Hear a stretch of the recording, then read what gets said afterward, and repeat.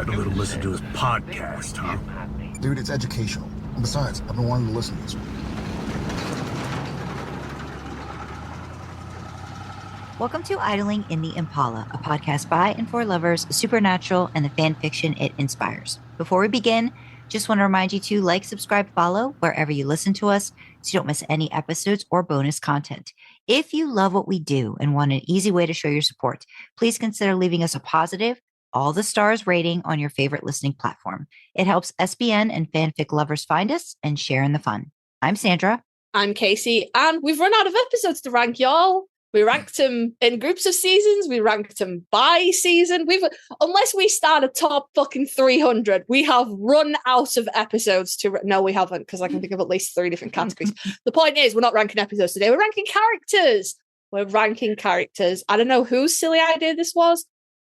Maybe mine. That sounds like something silly I would do. Be like, oh, let's rank the characters. I feel like, okay, so I know we have a couple other options of rankings. And I know somebody had said something somewhere, another ranking of something in particular. And I think this kind of spurred that idea of we've never really done a top 10. This might be mine.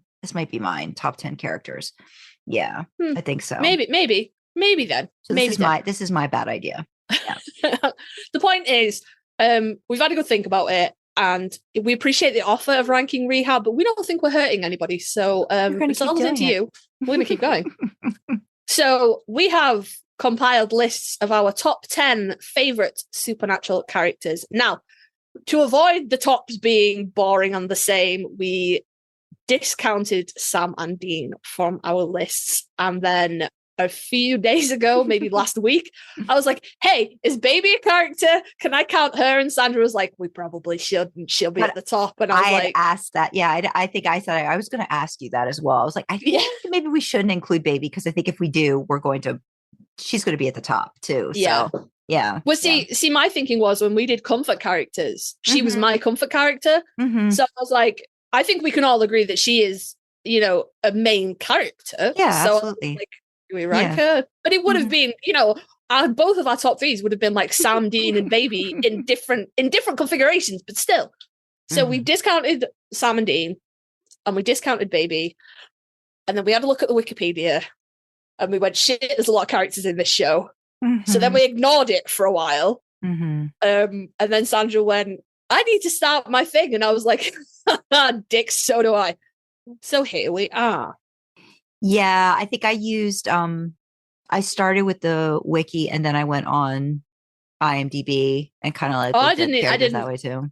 I was exaggerating for comic effect. I didn't use anything. I used my memory. But see, I was afraid I was going to miss somebody. So I literally started going through the seasons, just say, okay, remembering episodes and because sometimes you might miss. But if they were a favorite, they'd stick in your head. Yeah, but that doesn't always, at the time, it doesn't always occur right away. See, that's where I was at, where I was like, I needed to remember as many characters as I could, put them down in a list, and then picked them out that way. So, okay. Yeah, that was my process. My process was different than your process, Kasey. So go be with your process.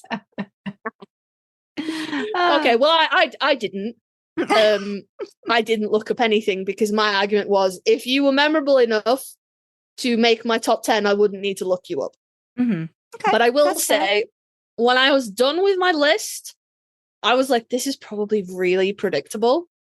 But I've committed to it now. Okay. I wasn't going to redo it. And we've got some honorable mentions because Sandra was like, can I have honorable mentions? And I was like, yes, of course. Because I just started writing down favorite characters. Yeah. And then I ended up with more than 10. So I was like, sweet. And then I was like, cool, honorable mentions. Good. So I think my thing was when I started writing them, I think I maybe came up with 6 or 7. And then I was like, I'm missing people and I needed a refresher that way. So I feel like I'd like to round it out. I was like, I know I'm missing somebody important that when I see them, when they pop up on screen, I'm like, yes, you know what I mean? That kind of a thing. So I think that's where I was with that. I potentially have missed people from later seasons. But again, if you're gonna make my top 10, you need to be memorable that I can pull you to the forefront of my mind immediately. No, I think that's fair. I think that's fair. Yeah. So I guess we're starting. I won the coin flip, right? Sandra won the coin toss. So I get this. I don't know if that's actually like a winning thing or not, because I'm going first, but we'll see. We'll see what happens. Okay, so we're going with 10 least up favorite to number 1. to most favorite. Mhm. Yeah. Okay. So my number 10 out of that is going to be Cass. So I think I picked him because he goes through a lot over the seasons, and I think my favorite version of him is sort of like before he starts to know everything. You know what I mean? Like when he gets that info dump. The stupid Metatron one. So when he's a baby in a trench coat before then. So that, but because there's I feel like there is like, a difference in them that I was like, yeah, he didn't really get up any higher than that for me. And he is, part of Team Free Will and all that stuff. So I was like, he does have some really funny lines and bits, and just his demeanor in the beginning changes a lot too. And I kind of like the badass Cass. That one, I think. And yeah, like, the way he gets, I guess, humanized a bit, more by his interactions with Sam and Dean over the years. But I definitely like him before he gets the major dump of everything. And then he knows, like, I just don't think it's not as fun anymore when he gets the jokes. You know what I mean? Yeah, like, I like it when he doesn't understand the references more. So yeah, that was my number 10. Kasey. Funny, Dean. The voices, I'm almost out of minutes. What about you? What's your number 10? So my number 10, my least favorite of my favorites is Alistair, the demon. I figured yours was going to be in there. He was going to be in there somewhere. Yeah. I love me an unrepentant bad guy. And he is baddest of them. Not even like, okay, in terms of like world-ending apocalypses, like there's a worse bad guy, but he is he epitomizes everything that I think a demon should be, and he's manipulative and obnoxious and on the head. I'm sure it's on the head of a pin where Dean tortures Alistair. Is just, it's just delicious. It's just delicious. And I have to take him out of the larger context because I know that Dean is heavily traumatized by him, but he's just, and this is really stupid, but I really like that every time he shows up, he tells you what his meat suit is. And they're always like really good people. He's like, oh, I'm wearing a pediatrician, he picks like good people to possess. And he's just, I think there's a lot to be said for unredeemable characters. And I think he is one of my favorites. Do they ever say what meat suit he possesses on the head of a pin? I can't remember. I will have a look. Because I definitely remember the pediatrician one from like, I Know What You Did Last Summer. Yeah. Let me see. Say. Obviously, I know that it's Christopher Hall. Yeah. Who, like, is just. I saw something the other day about Jensen. It was like it must have been a con clip or something about Jensen thinking that he was doing good in the head of a pin, and then realizing that he was getting massively out acted by Christopher, and he was like, "Fucking hell," Yeah. He's in the Van Helsing show on Netflix, Christopher Hall, and I'm pretty sure like that's actually his voice. Okay, so the first vessel was a pediatrician. The second vessel, so it's counting the second vessel as Christopher Hall. This man served as the third and final vesting. No, so we only get the first one. Okay. We only find out that the first one is a pediatrician, and then an unnamed man is his second vessel, and then Christopher Hall as his third vessel. Okay. Which is all right. So, okay, only one of the times he announces, but I don't know. I just think it's so good. Like, like the demon posing as a nurse, you know, like towards the end of 4. And like, oh no, she's so good. She's like a, you know, like a, God, she's a NICU nurse. She's a NICU nurse. Yeah. NICU. I thought it was that, but then I couldn't remember. She was just like a, you know, it's like a midwife nurse. Yeah. So yeah, my number 10 is Alistair. Okay. I figured that was gonna pop in at some point because I know how much you really like that character. Harold's portrayal of it. So yeah. Just excellent. My number 9 is Garth. Yeah. He's just really sweet and funny. And I think he brings out, I like his moments with Dean. I like that he pushes Dean a lot. He tests him a little bit more, I think, as their relationship goes on. And he's just very matter of fact and very, no, this is how it is. And I do all my Tai Chi or my yogi or whatever, like, you know, just to keep myself on the straight and narrow. And he's just very genuinely sweet. And he is not intimidating as a werewolf at all. If anything, he just makes me giggle. I just giggle whenever they put those teeth in him. That's not Garth's fault. That's DJ's fault. And that's not even his fault. That's just how you do be. But it's just not, it happened with sharp teeth. That one, like when you first find out he's a werewolf and he's like, yeah, he's bound and he shows his teeth at 10 and I just giggle. And then again, like in the spear episode, the like Christmas one where he's in the plaza and he gets all angry. I can't take him seriously. Ridiculous, isn't it? He's too cute. I'm like, no, you put your teeth away. You're not going to do anything. You stop that right now. You're a baby. He's just a really, really sweet character. And I like it whenever he pops up. So number 9 for me is Garth. That's cool. So number 9 for me is Dick Roman. No, I was thinking about him too, but I was like, no, but he's a really good one. He's a good one. Yeah. Yeah. Again, for the same reasons as Alistair, utterly unrepentant villain. And he's so like, I like Alistair. I love to hate Dick. A fucking child. Oh my God, I should not be allowed to be a person. No, I can appreciate Alistair and the things that he does and the decisions that he makes, but I just love to hate Dick Roman. He's so oily and greasy and smarmy, and I just think, yeah, oh God, you look so good on the end of a fist, you cunt. That's that scene when Dean goes, he's outside the hospital with Bobby and he's just in the car and he's just smiling to glow, and he's just like Dean. And it's just like, oh, I hate you, but you're so good at it. You're so good at being such a dick. You're so good at it.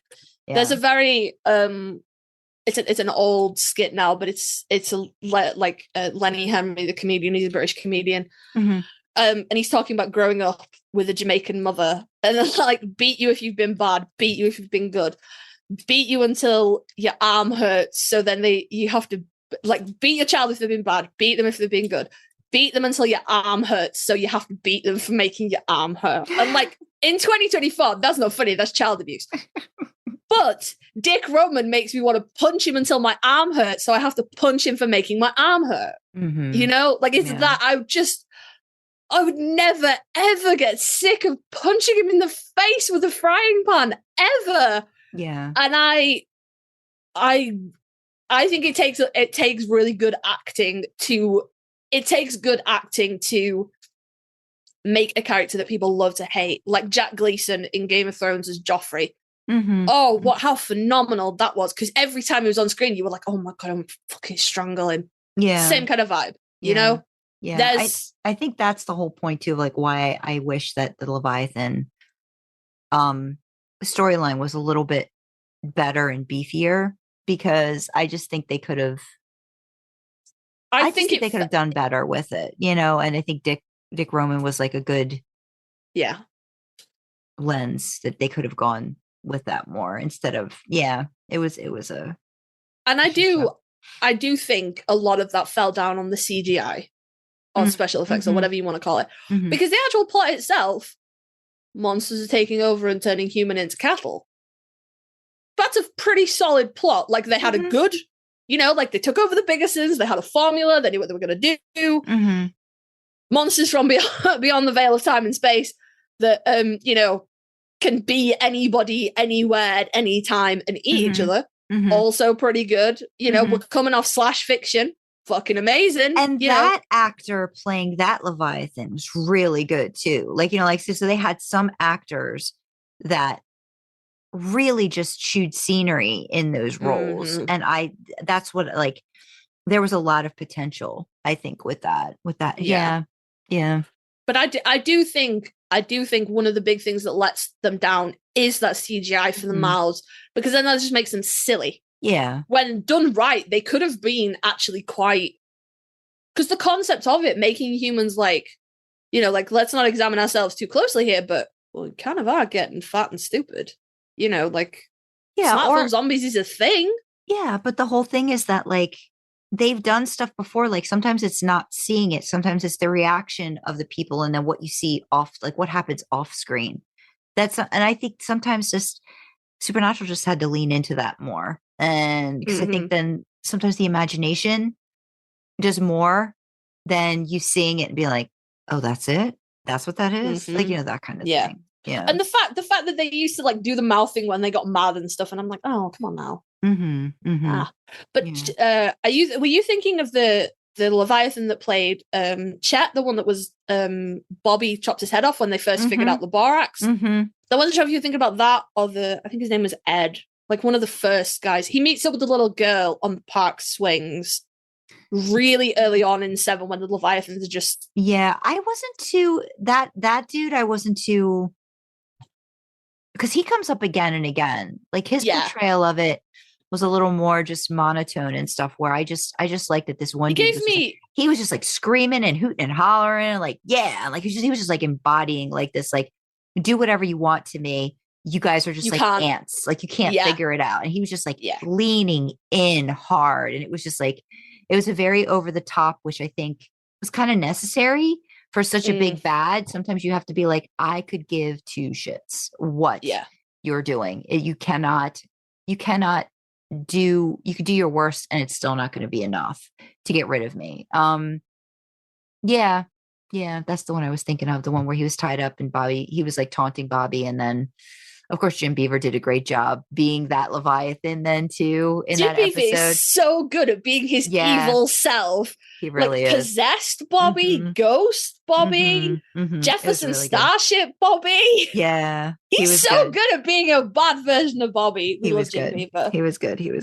Yeah. Yeah, no, that was a good one. Good choice. I knew my list would be predictable, but I'm like, no, I'm committed to it now. No, I didn't expect you to say Dick Roman, so I'm impressed. I'm impressed with that one, because I was thinking of him going into my honorable mentions, but then I was like, this is getting too fucking long. I've got to stop, so I didn't do that. I just like, no, okay. Okay. So number 8 is Missouri Mosley. Oh, interesting. I love her. I wish we saw more of her. It's one of those what could have been.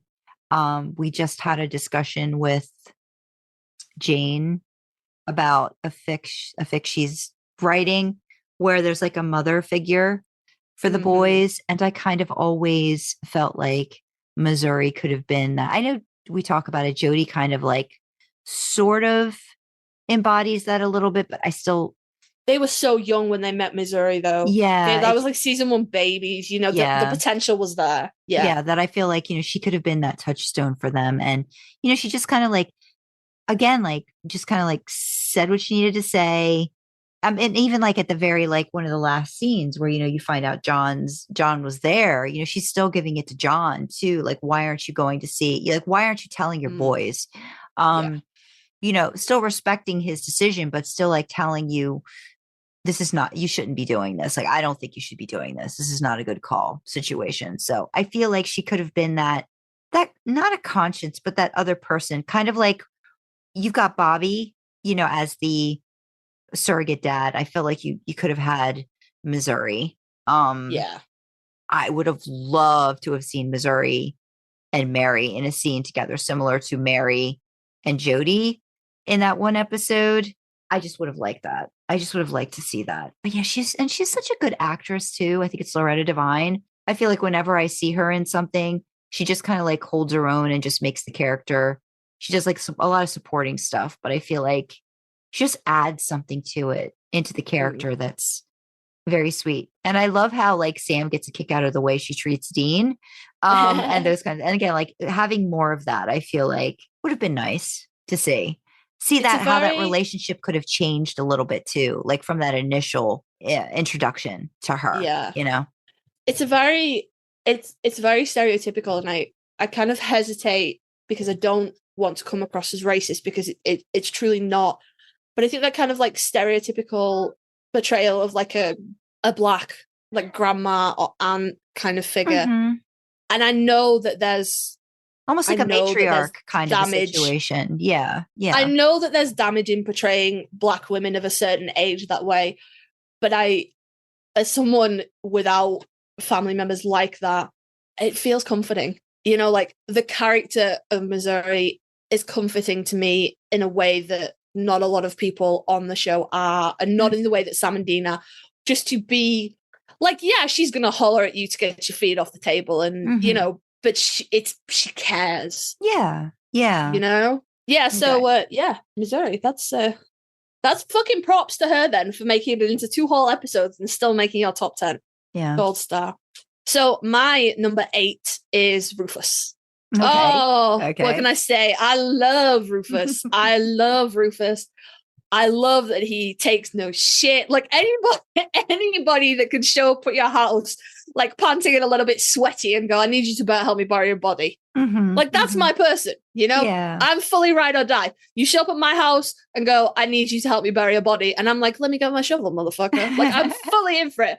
He makes me laugh, but you can sort of feel the rift between him and Bobby kind of healing a little bit. And then it goes so bad in 6 and it hurts. And then Bobby at the funeral and things like that. And also, like, I'm not going to tarnish this moment, but there is a blooper attached to that where Bobby goes to pour out the Johnny Walker, or Jim goes to pour out the Johnny Walker, and Jared's like, whoa, whoa, whoa, Bobby, and just ducks his head under the stream to catch it in his mouth, which is, you know, it's funny. It is funny, and as we've established, I tend to remember episodes by their bloopers. Yes, you do.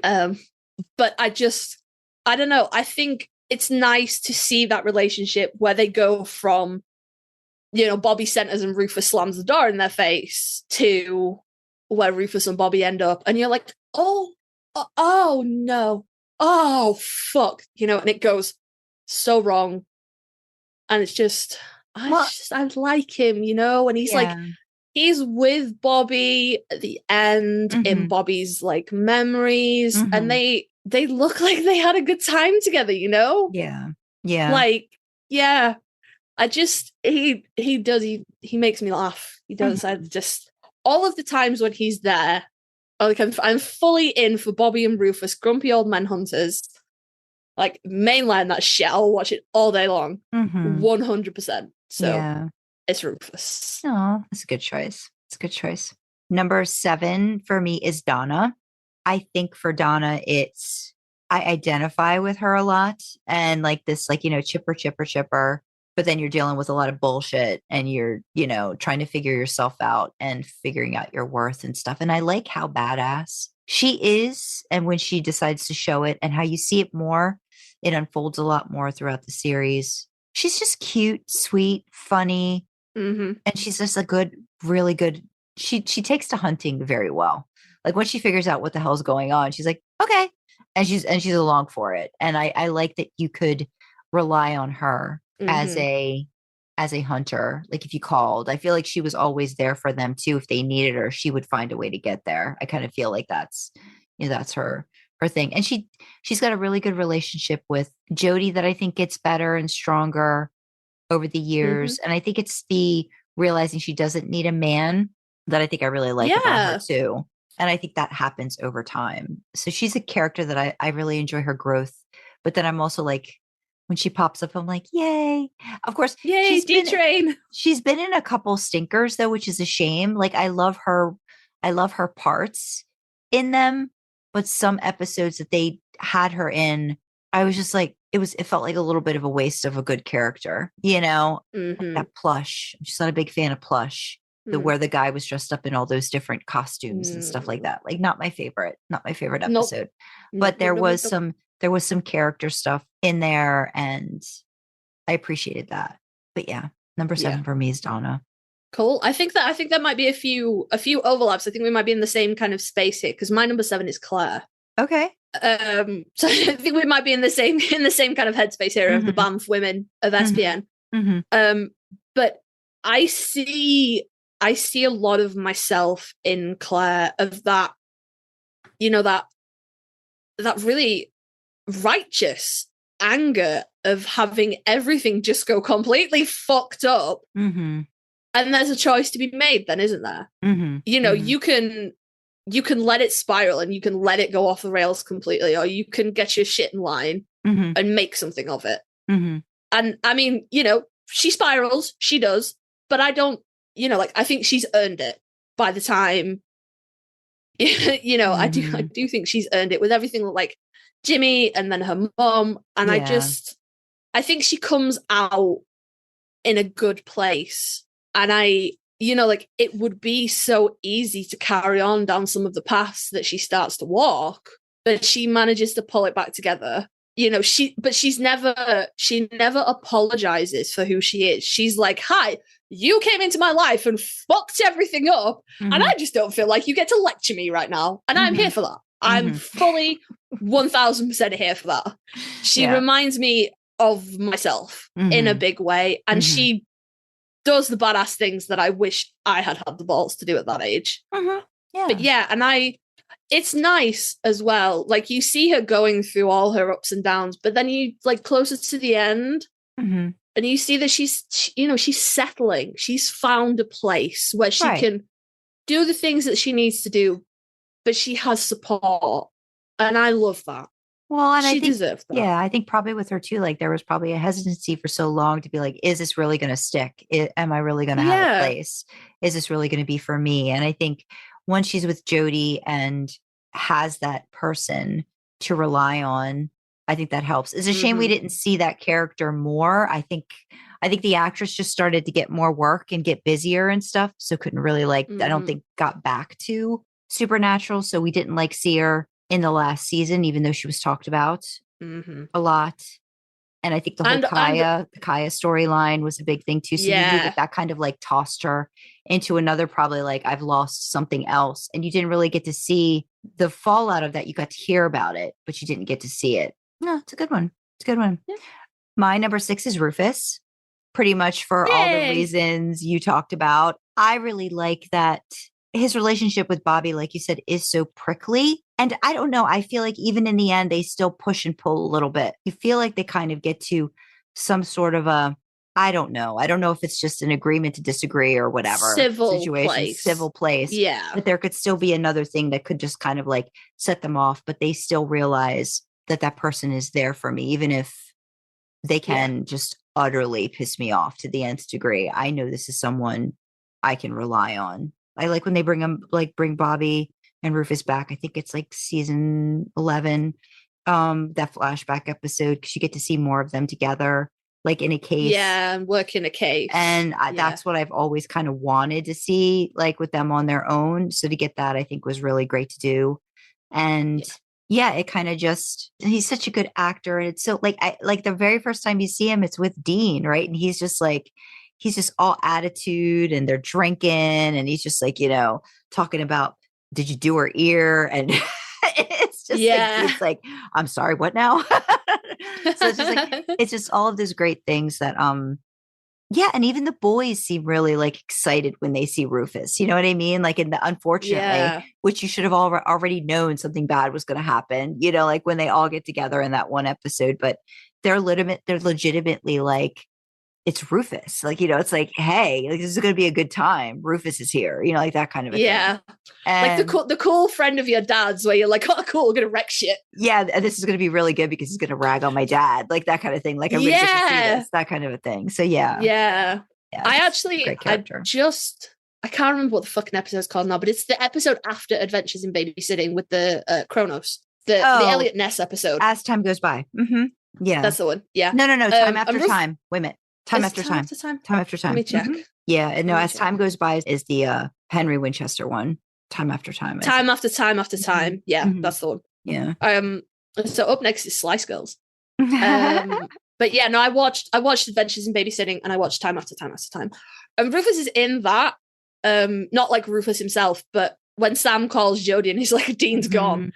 And he's like, can you carry some shit? And she brings all her stuff from Bobby's storage locker, and they're like trying to figure it out. And then she pulls out the bottle of Johnny Walker that Rufus is like, take the messages, like, fine, you ass. You win this time, or this one's on me, or something like that. And I'm like, that's just such a... And I think, while I don't think anyone could say any of the relationships on Supernatural are super healthy, I really love the idea of being around people that you could show up and be like, you got to help me bury a body. And they would bitch and moan, and fucking your name would be mud, but you know they're going to grab the shovel and come with you. And I have a lot of time for that as a concept. Yeah. No. I love Rufus. And I do like that. I think that episode that you're talking about, Time After Time, I feel like that bottle and that note are tied back to that season 11 episode. At the very end of that episode, Bobby gets, Rufus leaves him, I think, that bottle. So I think whatever that note was on season 7, I think references that case. So I think it's, again, like, that's when I like it, when writers actually know what the hell they're doing, and they're able to like tie things back together. So it's kind of like continuity. Continuity is awesome. Yeah, and he's a great, and he's a good actor. I love Stephen Williams. I just think he's so great. So he helps make the character memorable, which is important. Yeah. 100%. So my number 6 is Donna. Okay. So yeah, for all the reasons that you said, this shouldn't be as important as it is in 2024. And it's not important really anymore. But at the time that Supernatural was happening, it was that she wasn't the stereotypical body shape of people that were on Supernatural. And I mean, Jodie wasn't either. But I really love the idea that she was this confident, powerful, curvy girl. You know, I'm like, let's be fucking real. Brianna Buckmaster is a beautiful, beautiful human and is not overweight in the slightest, and fucking was not when she came onto Supernatural. But for the time period, she would have been considered a curvy girl. And she just so much grace and so much poise, and like, she fucking eats and she bonds with Dean over food. And I just, oh, what a breath of fresh air. Seriously, after, you know, Hot Girl of the Week for so many fucking seasons. And then, you know, we've got this, and she's like badass cop. And like, you know, we see her vulnerabilities. But she reminds me of, it was something my mum used to say, I know my limits and they don't scare me. And that's kind of the vibe I get from Donna. She knows where she's maybe not as strong, but that it doesn't scare her. She fucking continues, you know, like we have discussed at length privately, the police, okay? But she would be an exception to those thoughts. Mostly because she's fictional. That's a big fucking issue. She's fictional. But also, she's just, I really love her. And I ship her with Dean so fucking hard. Like, they deserve to eat powdered donuts and ride around in her D-Train truck forever. I love her. She just has she has an integrity to her, right? And I think that's important. I just, when it comes to her, I can just see how much there's this, she's so uncertain about herself, but she doesn't let it show, you know, or she tries to hide it. But then when you see those things, but then again, to me, she's one of the characters I think that grows. You don't necessarily, you're not told it as much as I feel like you're shown it. With Donna. But I think that's nice, because I think a lot of Supernatural sometimes feels like it happens in a vacuum. Because sometimes they'll be like, season 4 ended and season 5 started like instantly. Mm-hmm. But then season 5 ended and season 6 started. It had been like a year. Yeah. You know, yeah. so it's quite difficult to gauge the passing of time. Mm-hmm. And obviously that is the nature of TV. But I like, you sort of, Donna is kind of like the through line where you can see, oh, time has passed and she's changed. You know, when we go from, I think the first time we see her is in the spa, wasn't it? Mm-hmm. Mm-hmm. And then we see her there. And then the next time we see her, she's eating donuts with Dean because competitive eaters have been killed. And then, you know, like we're looking at the later seasons, she's rocking up in the fucking truck with the shotguns in the back. Mm-hmm. Mm-hmm. You know, like there's a growth there that I am fully on board for. Yeah. Yeah. 100%. We love Donna. I'll die on the Donna Hill. All hail the D train. She's so fucking cute. Number 5 for me is Death. OG Death. Original Death. Julian Richings. Richings.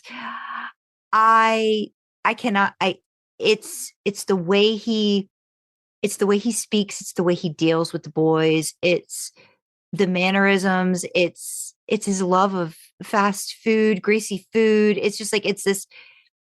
He's so like here for it, done it. But then he's still like, he's just so done with the boys, but then still comes back. It's just, there's this weird thing. I don't know why I enjoy this character so much. Cause like, I think he knows the importance of the boys too, but yet still understands how tiny of a blip they are, or could be, but then how much damage they could do as well. And I kind of like, I just like his interactions with them so much. Even like the interaction, like season 9, which I think we're going to get ready to start with Ted soon, where it's going to be his interaction with Sam, as Sam's like, you know, like on death's door, and he's giving Sam, you know, the options of what it is he wants to do and stuff like that, and conversations that he has with the boys. I don't like how he was taken out. But I just feel like he has such an important part in the show. Like, to me, it's just like death is pretty much it. You know, like that's kind of like one of the big things. I feel like you don't expect it. I think when you see him, like his entrance is just so great. Oh, it's so cool. He's got one of the best entrances ever. And you kind of don't, he gives this, he's very formidable, but not in a way that you expect in the character. So the character, Julian, just portrays him in a way that's so hard and steadfast. So badass. That's just really good. And I just, every time I think about him, I'm like, it's a really good character. And then to see Julian Richings and he's just so the opposite of that character is just a big, like, flashing light. This is a really good actor that plays to his strengths, I think, when he needs to. But yeah, it's just a really good scene. And I think Billy is a great death too, but just OG death is just. We disagree there, actually. Okay. I was talking to Dreamer. This was a little while ago now, but she's just started season 13. So she's kind of like, Billy is kind of just like in and around, you know, a little bit more. And we were talking about it, and I was like, I can't stand her. OG Death really felt old and infinite. He was there at the beginning, he'll be there to the end. And when he says to Dean, you know, like, you're an ant, this world is nothing, you felt the weight behind those words. And I just feel like Billy just has a hate boner for the Winchesters all the time. Yeah, she does. Yeah, absolutely. And I feel like that's beneath Death for me. And I think, like, obviously Death is the horseman that we spend the most time with, but I think all of them kind of gave that vibe of being, you know, just infinite. Yeah. And like I said, we didn't spend a great deal of time with the rest of them. But she just, I don't know, and again, this is nothing against the actress. It's just, it takes this really, really immense, powerful character and just distills it down to just another person that has a hate boner for the Winchesters. And I'm like, no, Death is better than that. I agree. I mean, I don't know, and I'm probably reading into it. I'm sure that's not what the writers were going for, but I almost feel like it's like when you have somebody who's filled this role for such a long time, and then all of a sudden they're promoted. How are they going to handle that job? And if you're just going to transfer over all of the stuff you've had beefs with other coworkers or other people like employees or whatever, you might not handle it the same way. And she definitely, from the very beginning, just as a Reaper, you got the sense that she was done with the Winchesters making their own rules. She was very much like, why are you guys the ones that always get away with it? And I feel like Death had it too, but because Death was just Death for so long, he portrayed that differently, right? I kind of feel like, I don't know, I kind of feel like Death, old, infinite, knowing, he knew the Winchesters objectively were nothing in his world. But I think he was kind of just like, let's see where this goes. They were interesting to him. And I just don't think Billy, I was kind of like a young person being promoted into a really senior position. And you're just kind of like, you just don't have the experience to deal with this. And I see what you're saying, but the whole hate boner for the Winchesters just pissed me off, to be honest. I was just like, oh, gross, Yeah. Like, I was just like, oh, no. But then, all of this could have been avoided if they didn't have the stupid let's kill Death at the end of fucking 10 or 9, 10, whatever it was. Yeah. We could like, well, all this could have been avoided. We could have kept Julian around. It would have been fucking sweet, but no. Right. So. Yeah. Oh. Yeah. But yeah. And what was yours? What was your number 5? My number 5 is Jodie. Okay. Jodie. So again, you can see the kind of space that I'm in here. And I thought we'd have more overlap, but apparently not. That's fine. That's cool. That wasn't a judgment. That was just like, but Jodie is, oh man, she's just fucking cool. I don't know what to tell y'all. She's just cool. I ship Sam and Jodie so hard. Like his little tiny dom. She doms the fuck out of him. I love it. As much as I would stake money that Sam and Rowena were getting it on behind the library shelves, you could fully, like, I reckon Sam and Jodie knocked boots a couple of times. Fully do, right?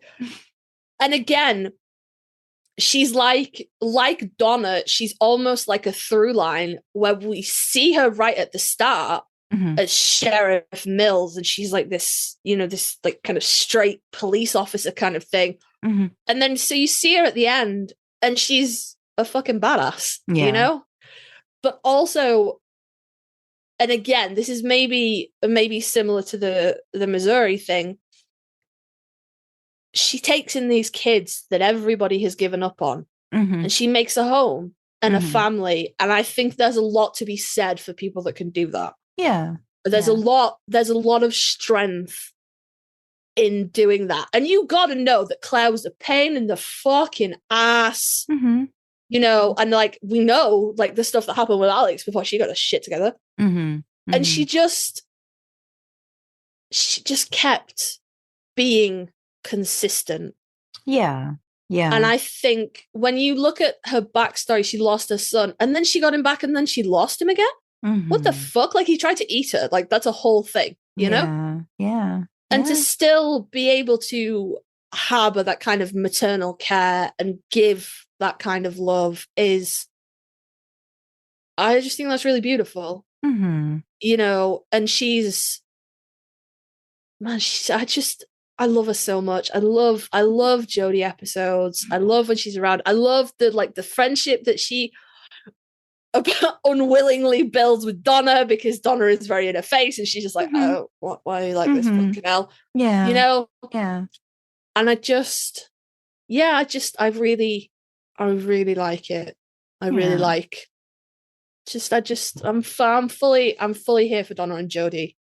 I think there's a 100% on the resilience. DJ There's a train. resilience to Jodie too that, like, you know, she exemplifies and she kind of like distills in like the others that she brings into her fold, you know, like this ability to just keep going. I think I mean, I've said before, and we've done an episode on it about Rowena being the only, you know, the woman who lived, the only woman on Supernatural that got an arc. And I do still believe that, because Rowena's character was much more fleshed out than Jodie or Donna's. But I do think there's something to be said for being a constant.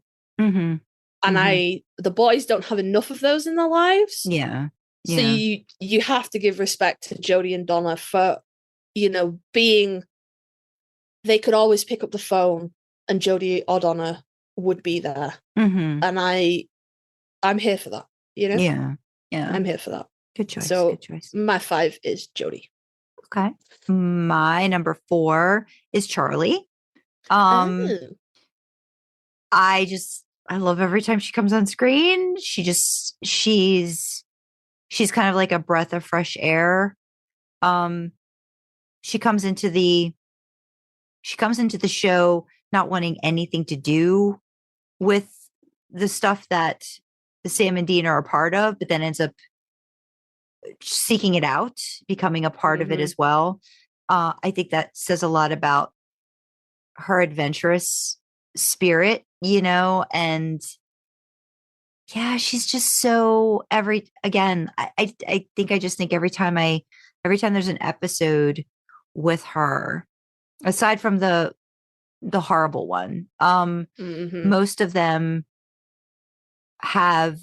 there's a connection either with Sam or Dean or both, that she's that little sister they never thought they wanted, or something like that. I can't remember what Dean says, but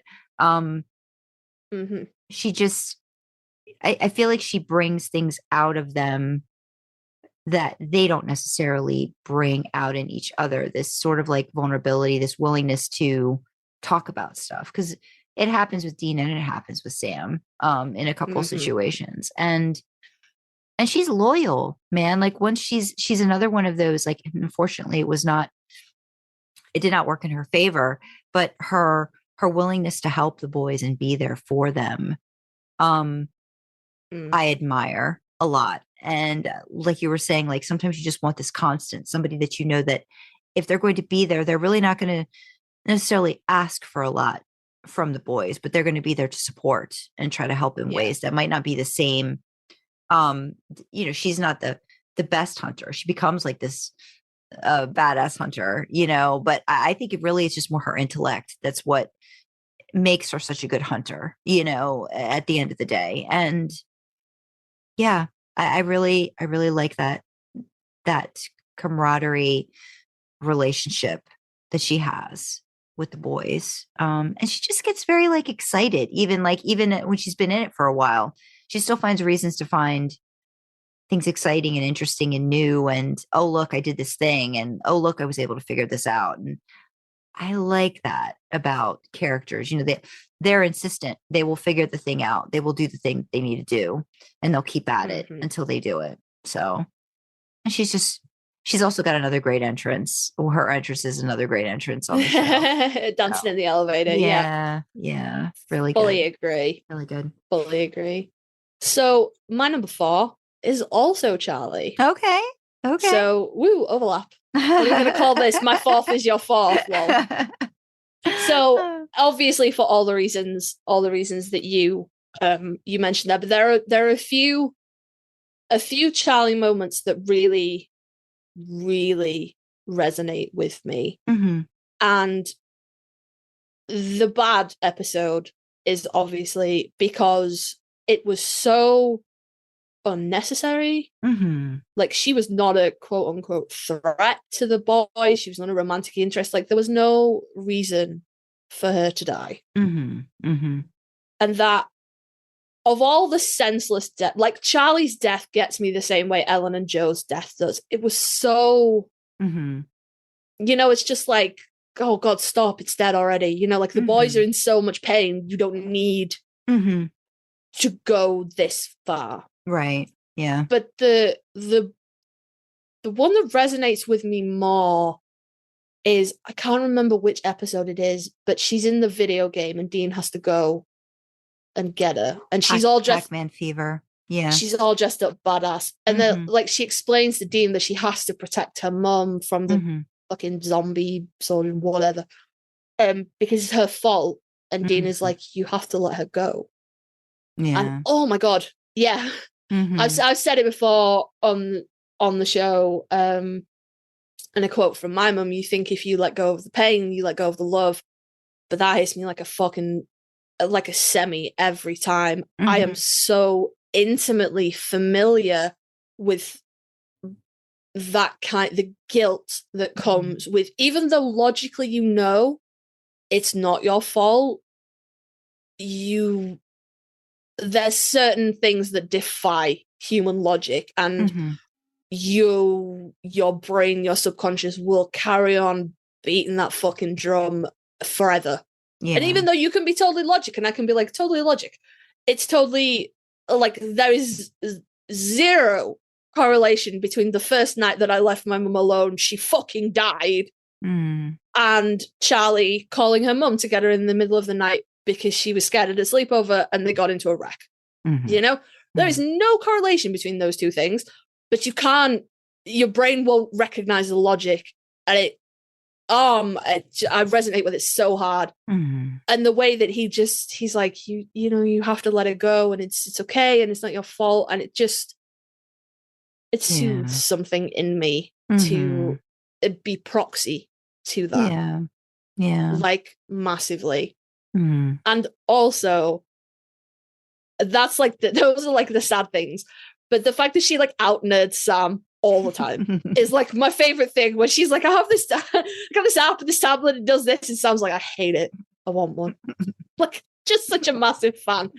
And she's like, yeah, like very similar to Jodie and Donna, she's a constant, you know, but she brings levity that I think they need. You know, she's like, wow, this fucking sucks, let's not sit around and be gloomy about it, let's let's kick ass.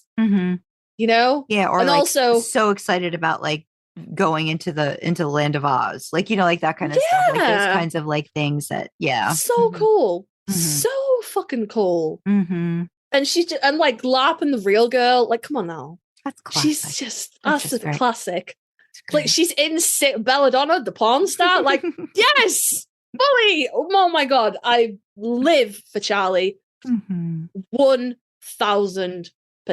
And while she was done so dirty, like so bad, I just think she just brings that kind of just a little bit of levity that is needed. And also there's an absolute kick-ass behind the scenes of Felicia and Jared in the car, and there's a bee, and she just freaks the fuck out completely and is like scrambling to get out of the car. And it is just the best. And the only thing I will say is, while I never don't want more Felicia Day, I really wish they hadn't brought her alternate self back, because again, that was like a please stop beating it. It's like, please stop. It's already dead. Like it wasn't the same character, and I hate that. I hate that. Yeah. Like, yeah. And then she had to sit there and be like, I'm not your Charlie. Yeah. Like, that hurts. My soul. Yeah. Yeah. Because you're not anybody's Charlie. You're not our Charlie. You know, you're not their Charlie. You're not our Charlie, and you're okay with saying that. And that's just, I didn't like it. Soul. No, I agree. Yeah, I agree. Okay, number three. Rowena. This is a character that I hated when I first met, and it really everybody hated her when we first met. I feel like some people liked her, like, oh yeah, she's a badass. I was like, no, I don't want anything to do with this person on screen. Like, I don't like her. I don't know what she's up to. I want to know why she's doing what she's doing. You know, why are all these things happening? And then I think the character we've talked about had not necessarily growth. I don't know if it's growth. Rowena's so hard to pin down. I just know if we were just given more opportunities to see behind the veil with her, because you get to find out, like, she covets her own sense of self identity security because no one else will do it for her. And I mean, she said horrible things to Crowley, but then she's also said things like, I can't let my heart care for you. Like she said certain things in ways that you kind of know there's so much more complexity to this character and what she's gone through and the choices that she made. You might not have agreed with, but she made them for her own ability to survive, a survivor's. So I guess that's the thing about her. She has such a survivor quality to her, not necessarily resilience, but this ability to, I'm going to keep going. I'm going to make it through. I'm going to find a way that I guess I admire about her. I don't feel she's necessarily loyal to anyone but herself, but she respects Sam, I think, in a way that's obvious by, again, we just talked about this in another episode, but like what she leaves him, what she, like that's sort of like her last will and testament goes to Sam. That's something that was very important to her that she gave. She felt he would make the best use of. She just has such an interesting journey, I guess, through the 5 or 6 seasons that she's with us. No, 12, 13, 14. Yeah, 6 seasons from 10 through 15. I'm just always now very interested when I see her on screen. I pay more attention to her and her scenes. And I didn't in the beginning because I was like, oh, just no, I don't want to deal. I don't like what she's I don't like what she's doing with Crowley. I don't like a lot of this stuff. But now I do pay a little bit more attention because I feel like there's some hints more about her character the more you see it. Even like her investment, her interest in Lucifer that then goes horribly wrong, but her initial like fascination with the character and how she just becomes this thing, just like everything else. And it didn't go her way. Yeah. Just regenerative. I don't know. Like, she comes back and she comes back and she comes back and she still comes back after she dies. When you think she's dead, she comes back again. And it's like, okay. So infinite. And God, I love Ruth in it. She just does. She's such an I mean, I know she's not underrated on Supernatural because everybody just says how great of an actress she is that have worked with her. But she really is just, I guess, a classy too. Like there's a class to Rowena that you don't quite get in a lot of characters anymore. And I like that. I like that she's classy. She's sassy. She just doesn't give a shit, at the end of the day. But then there's also that you do see that she wants this vengeance and revenge for Crowley. That I think it's like she's realized the mistakes that she's made. And I almost feel like she wants to make amends in some way by getting back and getting him back. And that never really happens. But I always wonder what that would have been like if he'd come back, if she was able to get him back. Kind of like a lot of what ifs with that character. She's interesting. I think she's one of those characters you can just watch again and again and you don't quite unpack her all the way. Yeah. So yeah, that's my number 3. Yeah. So your number 3. My number 3 is also Rowena. Okay. Shock. This is lining up perfectly, but I know our number 1s will be different. Okay. So again, for all the reasons that Sandra mentioned about Rowena, and I think it is not remotely in the same fucking like ballpark as Jodie and Donna or Charlie, but again, she's very constant, and she's got that kind of it's not quite the same Rufus quality, but that kind of like, you can show up at her door, you can call her and be like, I need you to help me bury a body. And she's going to cuss you out and tell you what a fucking idiot you are. But she will come and help. Yeah. Mm-hmm. The thing is, you're going to owe her like pizza and beer forever. Like she's never, your debt to her will never be repaid. Mm-hmm. But she will come and help you out. And she's not a good person by any stretch of an imagination. And we were just talking about this in a different episode with a guest.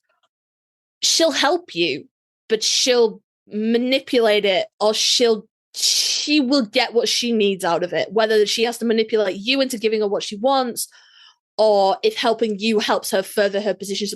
Like, she's always playing chess, and she's always like 5 moves ahead of you, no matter where you try and be. She's always ahead of you in her mind. And I really love that in a character anyway, because you can't pin her down. She's unpredictable. Is she going to help you? Is she not going to help you? And there's always that. And this is something that it's explored in canon, but it's explored extensively in fan fiction as well. The reluctance to reach out to Rowena, because what will she want? She's not just going to come and help you off her own back. You know, like, calling Rowena has to be worth the price. Right. Yeah. And I respect that, you know? Yeah. And in a TV show of badass dudes, I have to give props to little Rowena, little fucking tiny 5 foot angry Scott Rowena that outmaneuvers all of them in the end. You know, they can't kill her, they can't get rid of her. And even in the end, even when you think, well, this is the end of that, nope, whoop, she pops up in hell in the sexiest jumpsuit anybody has ever worn. Point blank, period. Good Lord, Ruth, please. You turn down the sexy babes. Trying to get some shit done, you know? Yeah. And the moment that she has with Sam at the end, it slays me. It slays me. But even then, it's a double-edged sword. Sam doesn't know. But she's still 3 moves ahead. She still knows. You know, this is not a sacrifice for her. This is, you know, well, it is a sacrifice, but this is not a selfless sacrifice. But it's a fulfillment, right? Like, and I think that's what it is too. It's like, she's kind of, you don't really realize what the end game is, right? But in that moment, you realize her acceptance of it. And I think that's very different from maybe what the boys do over and over again. Like, she's done it again and again and again, but she kind of realizes, okay, this is where it's going to make the most difference. And again, you could say what her reasons are could be varied and vast, but she accepts that fate, that acceptance of fate, you know, that people talk about all the time, but she's accepting that because of, you know, Death's book, and that she was always going to die at his hands. So it's almost like she's taking that fate, but saying, this is how I'm going to go out. With that it's still like a fuck you. Like, she's tried everything she can think of to change it, to make it not be Sam, to make him not a danger to her. But she twisted herself. Like, that's the thing. Yeah, like, that's what she does. Like, it's just like, okay, you didn't do it the way you needed to. I'm gonna do it a little bit more to make sure it sticks. Yeah. Yeah. And it's just, but for all that, and then she's still 3 moves ahead. She's still like, we're all here blubbering into fucking tissues going, oh my God, that's so sad. Fucking Rowena. And then she comes back. And it's like, and then she's back, and you're like, holy shit, Rowena though. Babes, hi. You know? Yeah. But it is that moment with Sam when he's, you know, he's like, how many more? You know, I've like Jack and now this, and you're like, oh no, she's the only person that I was allowed with. I suppose you could class Sam and Dean, but that's touchy. She ends her story. You know, you're not left wondering, what if? And I think, actually, I recant my statement, because you're very much left wondering, what if, with Sam and Dean. Whereas with Rowena, she ends her story, and you know, there's no like, oh, I wonder what she's going to do. She's going to roll hell like a badass. Yeah. Like, do you need to know how hell is ruled? No, you don't. You just know she's going to be the fucking queen, and it's going to be bitching. There's no. Yeah, I saw. If I can find it, I'll share it with you. It's artwork where Sam and Dean, it's Rowena, Queen of Hell, but the panels like build up to like, they think they're seeing a hellhound because of the shadow, but it ends up being a cat. So it's like a cat hound or whatever, or a hell cat. And she's just like, she's decided to change it up, and she uses cats now, like, you know, that's like for her thing. And if I find the artwork, I'll share it, because it's her in that jumpsuit, and it's exquisite. Yes. It's exquisite. But yes, she makes her own rules up, I think, at some point. And I think, that's all you need to You're right. She really is one of the ones, I think, that what's happened, and she's got this is her journey. She's reached it. And it's kind of a never ending thing, for her. Yeah, man. When Supernatural does it right, they do it right. So it happens. Sometimes it happens. It does happen. It must happen for us to agree twice in a row. Yeah, for us to do it. Yep. I don't know about these last two, but we'll see. But yeah, so my number 2, Crowley. Oh. Crowley. So for me, Crowley's so very complicated, but he came in.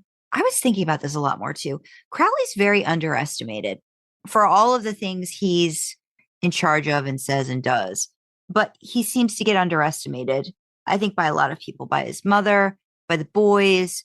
But he does this great thing of, he obviously learned from his mother, is he's a really good chess player. So he looks at the long game in a lot of situations. I think Sam and Dean were the things that did kind of break him over time. I think Sam and the trials, I think, were a thing that kind of lessened him to some extent. And then whatever you want to call whatever he was doing with Demon Dean, like that whole thing is just another thing entirely. Like there's this thing where he can't stand them, but then he almost can't live without them in a weird way. But I know these go hand in hand with my affinity for these actors. Knowing more about Mark Sheppard as I continue to experience him as an actor as well, he just has this commanding presence. We talk about chewing scenery a lot. He chews scenery so well when he does it. And his first introduction, as when does he become King of Hell? Which season in it? Because he's King of the Crossroads first, right? Like that's how we see him first in season 5. So after 5 is when all of that other stuff happens. But again, it's like keep your friends close and your enemies closer. It's that kind of a relationship that he has with the boys, and even with Cass. And I feel like he always gets the short end of the stick, even though he didn't always plan it that way. And even though I hate what happened to him as a character, because I feel like they did, they just kind of so dirty. Yeah, they just kind of neutered him, in a way that I don't like that. But I do like seeing his journey through, I think it's 8 seasons or whatever. To know that he was considered one of the main cast for quite a few years, I just appreciate. And you can't have Supernatural, I feel like, without Crowley. No, I agree. There's so many plots, storylines. You always find out he's put himself in here, he's put himself in there. You find out later he's done this, you find out later he's done that. The fact that he becomes sidelined towards the end, I feel, is why I don't appreciate, I think, season 12 in particular. I mean, it starts to go a little bit wonky from 10 on, but season 12 is very much they didn't know what to do with him, and they kind of just threw him in when needed.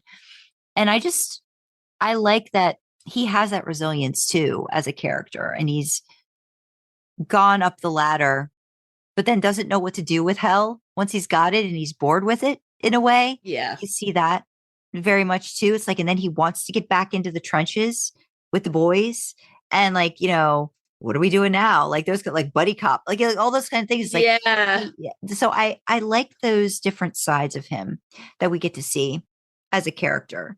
Does he get very did they turn him into a caricature of himself? I think yes, but I think you could say Supernatural maybe did that with a lot of the characters over the years.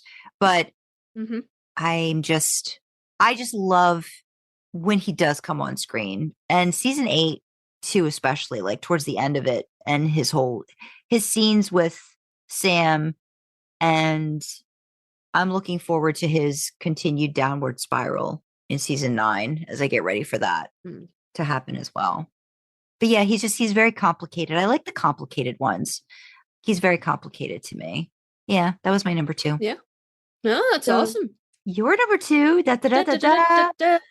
My number 2 is Bobby. Okay. And that is by design, because like, given free reign, Bobby would have been number one, obviously. I was like, if it can't be the boys or the car, it's Bobby. So this was deliberate. I was like, no, you must pick someone else. So it's Bobby.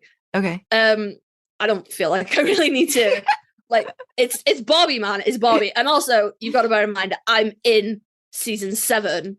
He's just died. I'm in my feelings about it. But he's just, everything I need to say about Bobby, we've said 1,000 fucking times. And then you shared that thing on Tumblr and broke my fucking heart. Yeah. With the Easter egg hunt. Ow, my soul. Yeah. It's all those little bits that, you just know. You just know he would have done the things. Would have, like, when he took Dean to the park to play catch, and Dean's like, we're supposed to be doing shotguns, and he's like, you're gonna run around and throw a ball like a typical snot-nosed kid, Yeah. And I think it's so beautiful that in Death's Door, the things that he has to say about Sam and Dean, and that acknowledgement that he adopted these kids and they're fucking great, and it just oh man, it gets me in the feels. It does. And I really wish his last words to them had been something nicer than idiots. Well, he gets to have it, right? He gets to have another go at it with them. So yeah, but I just, like, there is a little part of me that's like, oh, I can see what you're going for there, but like, even if you just said, like, my boys or something, that would have crushed us all. Yeah. But it was what it was. And I think, like, before I took my extended break, Death Star was the last episode I had watched. So I watched a couple of episodes this week. Adventures in Babysitting was the next episode. I'm so glad you started again. Yay. Started again, yeah. So, Sam's like, hey, we should go check out this girl. And he's like, these numbers that Bobby gave his last fucking breath for, and you want to backburner that. And there really is something so beautiful about that. He knew it was a pointless fight, but he kept going to get that information to them, to see them one more time. And I mean, I'll fully admit my bias as a parentless child, but the concept that someone loves that deeply is beautiful to me. I agree. And I also think, I hate to say it, but, like, when I compare him, what would John have done in that situation? He could have done the same thing, but it would have been for different reasons. I feel like that's the thing. Like, I feel like for Bobby, yes, it was getting them the information, but I think he just wanted to try to find a way out to get to them, to get back to them, and I think there's a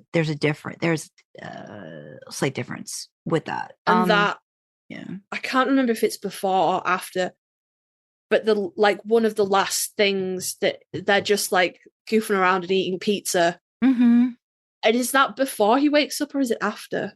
That's after, because that's his last memory before he's supposed to go. And the Reaper asks him, so are you staying or going? That's the way the episode ends. And he says he's going to stay. Well, no, you don't know. It just fades to black. And then all right, we know. Yeah, we know. We've seen more episodes than that. Yeah. But I mean, at that point, you didn't. You know what I mean? Like, if you're watching it through, you don't know what's happening. But to know then he's happy that's his last memory that he's holding on to. That says a lot. And oh man, I'm such a sucker for those kind of things, that, like, the happiest moments being the mundane and the boring, and it's his boys, and they're fucking goofing around and slapping each other on the couch and arguing about pizza and what movie they're going to watch. And I just for a show about family, I think it says a lot. And I do think you're right. Had it been John, he probably would have fought to get that information to them, but it would have been for very different reasons. And we've talked about this when we talk about the end of season 1 and then the start of season 2, and John's sacrifice just being another rock to add to the ones Dean carries. The this thing killed your mother and now it killed me. And oh, look, with my dying breath, I saved your life. So now you have to. Mm-hmm. John would have done it to obligate the boys to do something. Bobby did it to give them the best chance. And I truly feel that getting back to them was more important in Bobby's mind than the numbers. Whereas I think all John would have cared about would have been the numbers. Yeah, I agree. Oh, I'm up in my feels now. Oh. Alrighty. Honorable mentions before we get to number ones. Sandra has honorable mentions. So, and how many honorable mentions do you have? 3, 4, 5, 6. I think I have 8. That's too many honorable mentions. No particular order. I'm saying them anyway. Jody. Yeah, right. So I've got Jody. I've got Ellen, Kevin. Yep. Ash. Yep. Jack. Sully. Even though one episode. Yeah, but what a fucking imprint he made, though. Yeah. Meg. Again, I don't know. There's something about Meg. I just love Meg. And then I could have picked more, but I tried to just not. But then I picked, my other honorable mention was Chuck Shirley, but not God. I like Chuck Shirley, like 4 and 5. I really like that character for some, like, and then what happened to him pisses me off so much. Because when I see him in the early seasons, I'm like, he was just such a fun character. And then they just, knowing now just makes it very difficult for me. Yeah. But I love that. I love that version. I love that Chuck Shirley. That's a really fun character. Cruel, capricious God. What I put you through. Oh my God, bugs. Yeah. No, just like, washed up writer in his underwear, drinking whiskey at 9 a.m. Chuck. Yeah, no, I could see that. Yeah. Yeah. And again, I had more, but I was like, I can't keep going. So I have honorable mentions and I have awkward mentions. Okay. So which one do you want to do first? Let's do honorable because I don't know what your awkwards are. So I want to have your honorable first. Okay. So my honorable mentions are Crowley. For like all of the reasons Sandra mentioned. The fact that Mark Sheppard is British born. You kind of have to. It's required. A little bit, yeah. But yeah, I also am very mad about what happened to Crowley and the things that happened to his character, but we had so much fun along the way, and seeing him go, from the king of the crossroads to the king of hell to this really bored, leader in this horrible bureaucratic hell. And he's like, oh God, what have I done? And I mean, I got to blank some stuff out. Like the whole being a dog for Lucifer thing gives me cringe. Yeah. Absolutely. But overall, if Crowley shows up, it's going to be a good time. Is Crowley stealing candy? Yes, he is. You're even more useless than usual, Crowley. Like, he's just fun, It's going to be like, it's the same when Charlie shows up. You're going to have a good time. You're going to have a good time. So my other 3 honorable mentions are here because they are very questionable characters. They do questionable things. Okay. But it would be remiss of me not to include them. Okay. So Benny. Yeah, he was up there too for a while. Even it's not even Benny's fault that he's a questionable character. It's Dean and his lying liar pants about Benny. That's my problem. Like, Benny didn't do anything. It's Dean's shitty behavior. But unfortunately, Benny is tarred under the same brush. So perfectly good character. Can't make the top 10 because questionable. Yeah. Lucifer. Now, when we look at villains in Supernatural, he just doesn't make the cut, does he? Just doesn't. For me. He was so good in the beginning. It's just so hard. Like the first few seasons where you see him, he's great. Yeah. But then it's kind of similar to Crowley. Yeah. Just becomes a bit silly. And then the whole Nick Lucifer thing at the end, weird. Wasn't it that bit weird? So I think as a character, Lucifer has to be mentioned somewhere. But it's a little bit questionable. Yeah. Then my last honorable mention is real fucking questionable, and it's Pamela. Okay? We've talked about Pamela. Yeah. We've talked about Pamela.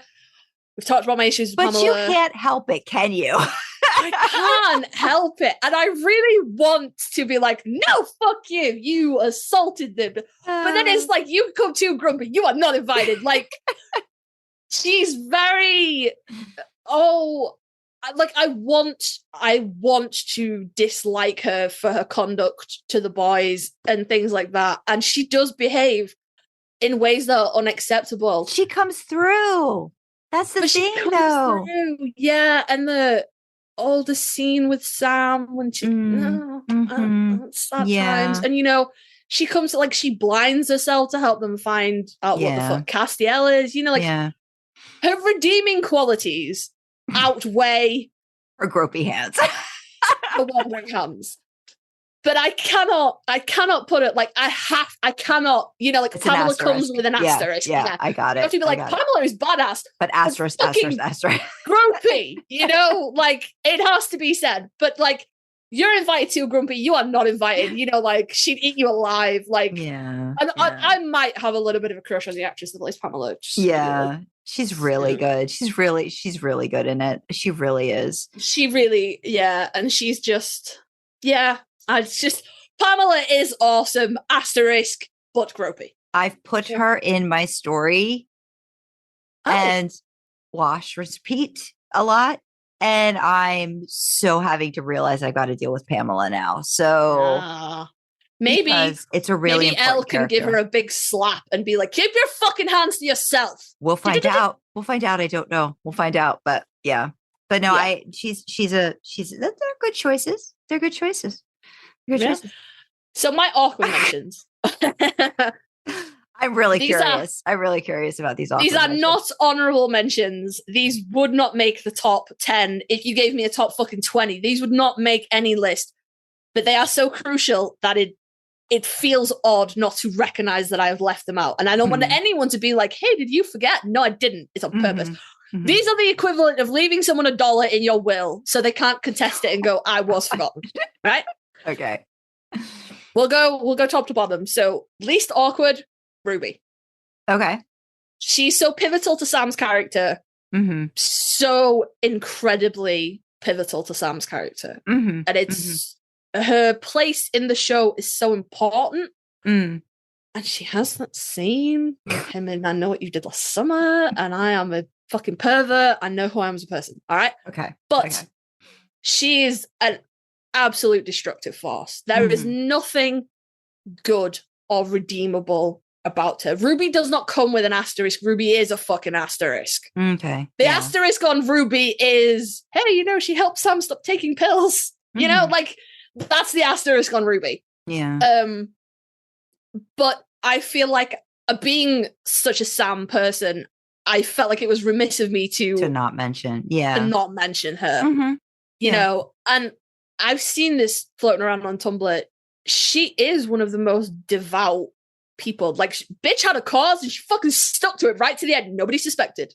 Mm-hmm. She was all in. She was like, nobody saw it, but I fucking did it. I was all the way through to the end. Fully on board for her, on board for the woman's conviction. But she's a massive walking red flag. So I didn't forget Ruby. She's excluded on purpose. Okay. Awkward mention the second, Jack. Okay. Again, I didn't forget him. He's not in there on purpose. And I felt like I had to address this because these are massive characters. Mm-hmm. The problem with Jack is, and I do love the character of Jack, but he was just shoehorned in at the end. And you kind of feel like what I had said, that it felt like they needed a younger character, that they, and again, nothing to say, I think Alex did a great job with the character, but I felt like it was losing steam and they were like, we need to bring in a young kid. It was just another, you defeated God, now you got to defeat his older brother Phil, you defeated Satan, what about his kid though, and it was unfortunately, Jack is a product of them constantly trying to amp up the stakes and the next big bad has to be bigger and and Jack is just an innocent bystander in that, right? But unfortunately he does have to be, and I do love the character. And I love Alex, and just he's a little cutie and just love him. But he's deliberately left out because I don't feel like you get to introduce somebody at the nth hour like that and then be like, oh yes, fall in love with him in the same way you've fallen in love with Sam and Dean. over It's a 12 big seasons. ask. Yeah. Mm-hmm. I get it. So, I mean, I'm sure everybody can tell the elephant in the room now. Awkward mention number one is Castiel. And this is nothing against Castiel. Unfortunately, he's tainted by Misha, and I tried real hard to get over it. And it probably doesn't help that I'm in season 7 where he's dead, so I'm not having to deal with him. We'll see if when he actually comes back, if I'm really hoping that it's not going to render me unable to watch the show. Oh, I hope not, sweetie. I really want you to be able to watch it. I don't want that to be a reason that you can't watch it again. That would make my heart hurt. I'm gonna try my best to power through. I really am, because mostly because I don't want Misha to have that kind of power over me. No, I get it. Yeah. It's nothing against Castiel, and all the things that Sandra said about like early Castiel being fun, and like the pizza and the baby man. Now he's got a pizza. The pizza man and the babysitter. Now he's got a boner. And the baby in it. Like, there's so many wonderful cast moments. Even like, I mean, we're not going to talk about the last episode, but even in the later seasons, like, there's good cast moments, and like Cassifer. Oh, my heart. I love Cassifer, but I just can't get past Misha. I can't. And that, it makes me so angry, because I don't want him to have that power over this thing that I love. But it just, every time I see Cass or I think about Cass, I'm just like, oh. So Cass, I didn't forget about him. He's deliberately, I'm leaving him $1 so he can't contest the will, basically. Well, I just think you have to think about it too, that your love for Sam is greater than Misha, like, and at the end of the day, like Jensen and Jared, they're what they do with the show continuing, and their characters. I get it though. I mean, I think we've had a lot of discussions too, where sometimes, an actor can disappoint, and that can then color anything that you once enjoyed. But The Walking Dead. Yeah. So I get it. I do, but you've got so many, there's so many great things, and there are still still some fun cast moments too, on the show that I'm not going into this dreading it. I'm not. I know, but still, it's going to be that poking your head out. See how I feel. Yeah. I'm gonna see. Yeah. I'm gonna try my fucking best not to. I really am, because I'm like, I've mentioned this to you, Sandra. I've probably mentioned it on the podcast. I am now unable to watch The Walking Dead, and that is unfortunate to me, because I had every intention of finishing the show. I dipped out. Don't know. Around the whispered, the alpha, whatever. I dipped out around there, and then like Carl's seen it all the way through the end, and he said that like the ending was really good and blah blah blah. And then there's like the Rick and Michonne spin-off and the Daryl spin-off. But I'm nowhere near as invested in The Walking Dead as I am in Supernatural, because Daryl was one of my favorite characters, and now I can't watch it. And I think we're on to a winner by dint of the fact that Cass was never one of my favorite characters. I was like, oh, and he's here. So I'm hoping that we're going to be able to work through it, but this is his $1. I didn't forget him. He's deliberately excluded. So, but again, like Jack, he's a main character, so I needed to address it. Right. So that's my honorable mentions and my awkward mentions. Okay. So Sandra's number one. Fanfare. Woo. I mean, do you really even need to ask? It's Bobby. Of course it is. It's Bobby. Really, for all the reasons, that you had said. I have such a kinship with him too, I think, on a lot of levels. Like, I wish he, like, as much as he ribs the boys and, he's such a grump, he would be the dad, if I could pick, that I would want, but I also know that he had such a rough go of it as a character that he purposely chose not to have kids because he didn't want to, I guess, repeat, the sins of the father or whatever. And he ends up being one of the best fathers he could have been to Sam and Dean when they needed it. Yeah. I love that. I love that about him. I love how life kind of plays into your strengths and puts you into positions, whether you realize even if you try to avoid things, sometimes it'll find a way, to like, kind of like, but no, you really do have this gift. And he was he was a dad to so many people. He was the person everybody relied on. And I think that's a beautiful thing about his character. And he can grump and groan about it, but he was a lot to a lot of people. And I think that's how I like to look at him. And yeah, it's definitely, it really is like there's such a change in the show having been on for so long and then not having Bobby. But then when they find ways to bring him back every so often, because you just realize you got to have Jim Beaver come back as Bobby in one regard or another. Honestly, I kind of wish they didn't keep fucking doing that though. Well, because every time I thought I was getting over it, and then he'd come in an episode and I'd be like, ah. I think that's the thing though. It's like, that like, I think, and it's the flashback episode with Rufus. I think it's called Safe Space. And that one I think really hurts me the most with his coming back, because it just reminds you of the void that's there without Bobby. Yeah. And I don't think anything really fills that for them ever again. And like, I think Bobby was there for them after John, right? And I think he was always kind of there in some regard. You realize that later. But he filled the role when John left. I don't really think anybody filled that for them. And I think about the fact that, none of them really had a home base after Bobby's house was destroyed. And I feel like they had to give them something with the bunker. But it still feels a little cold.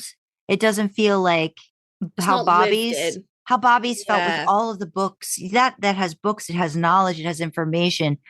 But it's cold, and it's not that Bobby's was necessarily warm, but like you said, lived in and worn and weathered, and the bunker doesn't have that. It's very sterile. Yeah. And I just feel like Bobby encapsulates all that the boys needed in a lot of ways. And he was still his own person though. You still realize all of his nuances, all of his sharp edges, all of those things. But man, was he a good character. And God, I just love Jim Beaver. I just love the man to death. Just get him in everything. I love him so much. I love that he gave us, again, such a endearing, memorable character that, you feel it when he's gone too, just like the boys do. And that says a lot about that character. Yeah. I just miss him. I miss him. Also. It's so weird, but yeah, it's weird, isn't it? That's why he was my comfort. He's like one of my comfort characters, like all-time comfort characters on the show. Yeah, something about him that he's just, man, he's dependable, he's reliable, he's loyal. Yeah. He's the he's the dad that you could call at 2 a.m. and go, I'm drunk, and can you come and get me? And he's going to not kick your ass, but he's going to chew you out the whole fucking way home. But he's shoving his feet in his boots before you're even off the phone. Oh, yeah. He's coming to get you. Yeah. And I mean, it's unfortunate that the ending, that the ending is so much catered around COVID as opposed to a proper ending. But I think if you can push that aside. Oh my God. I do not appreciate the fact that people don't understand how important it was for Bobby to be the one that meets Dean. That's important. That's important. And that should not be brushed under the table. You can say anything else that you wanted to have happen. He was the perfect person to greet Dean. He 100%. Yeah. He was. That's it. If you do have to, it's suspending of disbelief. You have to suspend the knowledge that the pandemic influenced a whole heap of stuff over those last couple of episodes and how it could have been and how it might have been. But I think if they had wanted it to be somebody else that met Dean in heaven, they would have got somebody else. Jim Beaver is not the only actor that could have quarantined for a couple of weeks. They could have got Jeff if they wanted him, could have been like, they could have got Misha if they wanted him. It is vitally important that it was Bobby to meet him there and be like, you've done it. You're done. You've made it, because Dean carried on far past where revenge or obligation would have taken him. If John had have lived, his obsession would have carried them so far, but it would have petered out. You know, they killed Yellow Eyes. John would have been left in the wind, I think. I was watching, like season 1, watching the end episode, seeing how Dean just knows it's not his dad based on the way he's talking to him. Bobby talks the way he needs to talk to Sam and Dean. Yeah. That's important. People need to shut up about that. No, I won't. I'm not here to have any arguments about, Jim was the only one they could get, because if they wanted somebody, they got, they got the people that they needed for those last 2 episodes. If it had, if it was meant to be John that was there, it was meant to be Cass or Jack or whatever, they would have got somebody. Yeah. They would have got them in there. And I think it is crucial that it is Bobby that meets him, because Bobby lived his whole life a hunter, and he died for Sam and Dean selflessly. Yeah. John did not. There was nothing selfless in what John did whatsoever. Yeah. I've said it before, I'll say it again.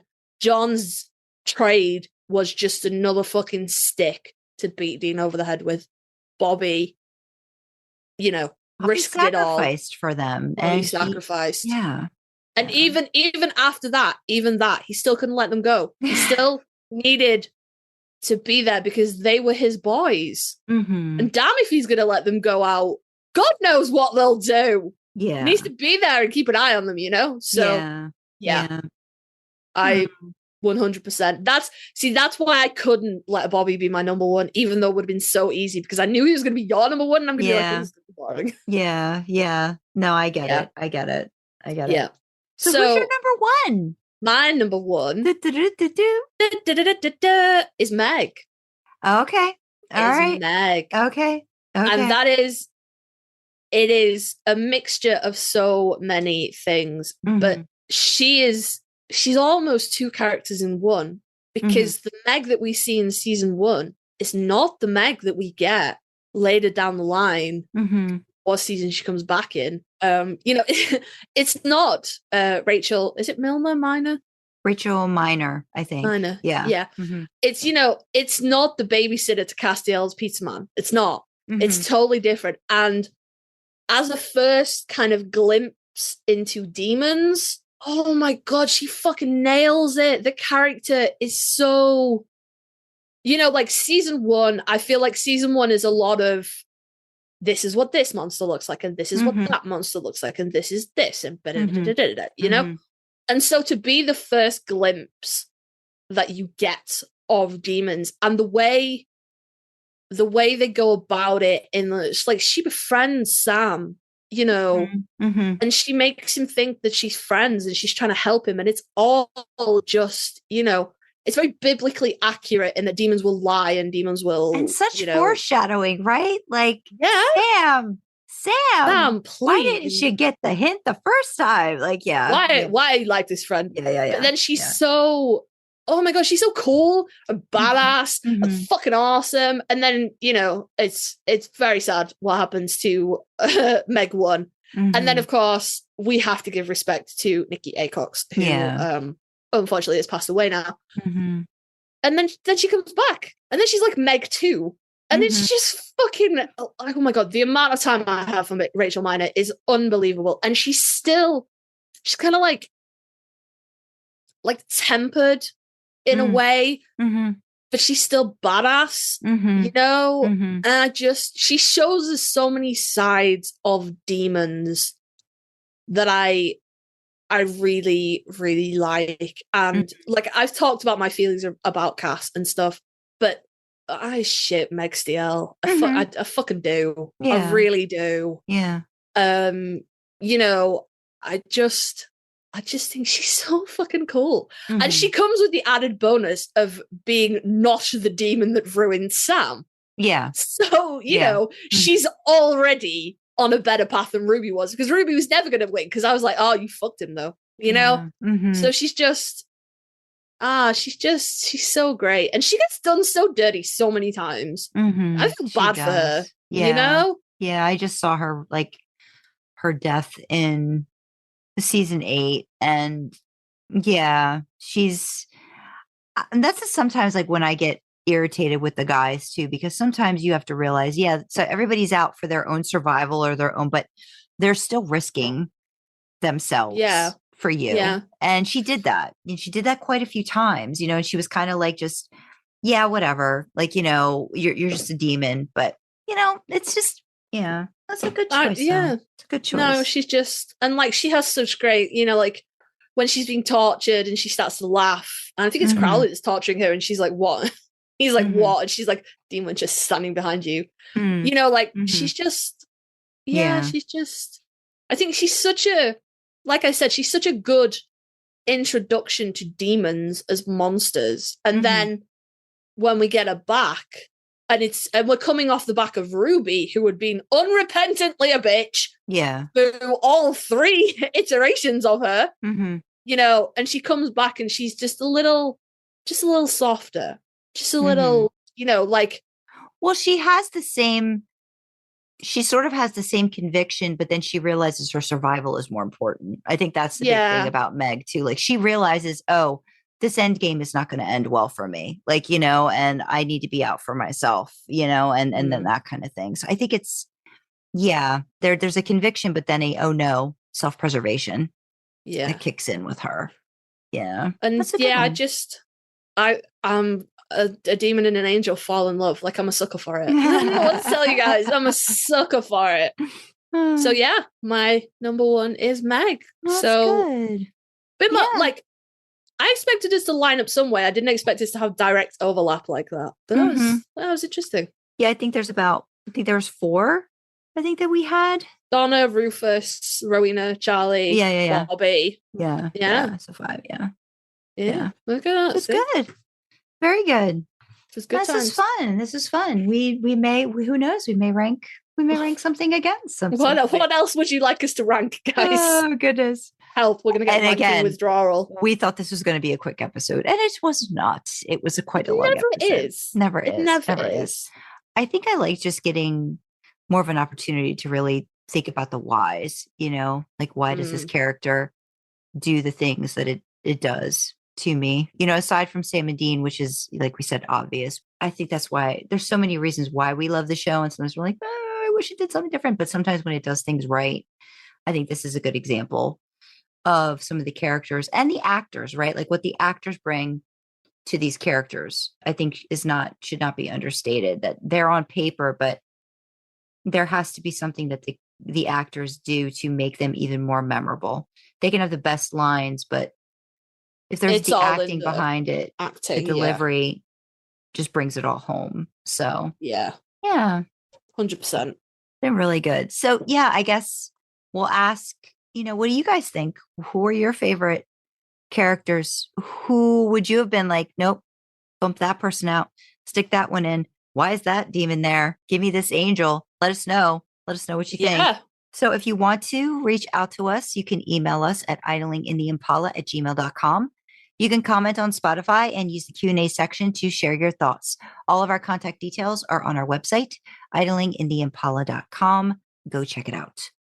Woo! Go check it out. Don't forget to like, comment, share, follow, and subscribe wherever you access your podcasts. But likes, comments, and subscriptions really help us on YouTube with the algorithm. All hail its benevolence. And, if you listen to us on audio only, give us a review, y'all. 5 stars. We're awesome. It really helps us. Like, it helps us, that kind of engagement helps us get out to more people. So, more people can listen and join our little community in the back seat. As always, in the description are the causes that we are championing. So from me, you have a UK and a US based LGBTQ plus charities that are focused on talking, connecting, reaching out to people. If you are in crisis, they are there to assist. Not everyone has a support network around them in real life. So that is what those charities are there to try and help with. From Sandra, we have NAMI, Prioritize Your Mental Health, and RAIN, Thrive, Not Just Survive After Abuse. So again, same kind of thing, reaching out, talking, connecting with people if you need help on either of those fronts. 2024 is an election year. Yay. It's an election year in the UK, but our government is kicking their heels on actually settling down a date on when that might be. So until such time as I get a date, I won't be yelling at you about UK elections. I am yelling about US elections, though. That's definitely in November. Ooh, fuck. So Sandra has given you American Civil Liberties Union and vote.gov. Get yourselves over there. Get yourself updated on all the rules, regulations, get registered, know where you need to go, what you need to do to make sure that your vote can be heard in November. And to bastardize the Rocky Horror Picture Show and the Tenacious D cover of Time Warp, it's a jump to the left, not a step to the right, guys. Like, we can sort out all the rest of the shit after November. We just got to get blue through November first, and then we'll deal with the rest of it afterwards. And the main causes that we are championing at the moment, so championing, highlighting, spotlighting, any other adjective that means drawing attention to, is World Central Kitchen and Doctors Without Borders. World Central Kitchen feeds, Doctors Without Borders, like aids, provides medical aid, you know, and they are active all over the world, but specifically we are championing them for the work that they are doing in the Ukraine, for people that are still affected by Russia's unlawful invasion of the Ukraine, and also in Gaza for people that are affected by Israel's war with Hamas. Now, for both of these things, this is not political. We are not about to make this about politics or who you think is right or wrong. That is not what I'm here for. This is purely humanitarian. There are people in the Ukraine and in Gaza that are trapped, that are cut off from supplies, that do not have food, water, shelter, medical aid, anything like that. These charities are on the ground there to provide them. This is purely humanitarian. These people did not ask for war. Okay? That's what it comes down to. So we practice what we preach here at Idling in the Impala. We have made donations to World Central Kitchen and Doctors Without Borders.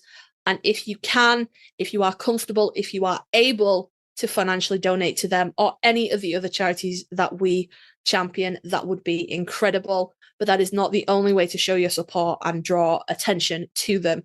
Just tweeting the links out, tweeting them, you know, posting them on your social medias, whatever. That is an amazing, incredible way to draw attention to these charities, to get them noticed, to get them help, to keep helping other people. The news cycles move fast over here in the West, so Ukraine is certainly out of the news cycle at the moment, and Gaza seems to be dropping in and out as things happen. But, you know, just because it's not in the news one day does not mean that these things aren't happening out there. So share the links around, get the word out there, keep people's attention on what is happening in these conflict zones, because people need our help, y'all. And if we're in a position to give it, we should. And again, not political, humanitarian only. So, all that out of the way, we will say thank you very much for joining us in the back seat. Let us know your thoughts on our rankings. Let us know what else you'd like to rank. I think we might have like one more idea at present. So, you know, give us some of that stuff, y'all. Otherwise, we're going to start ranking fucking jeans or flannels or something. It'll be a mess. So let us know what you thought, and we will see you next time, guys. Bye-bye. Bye.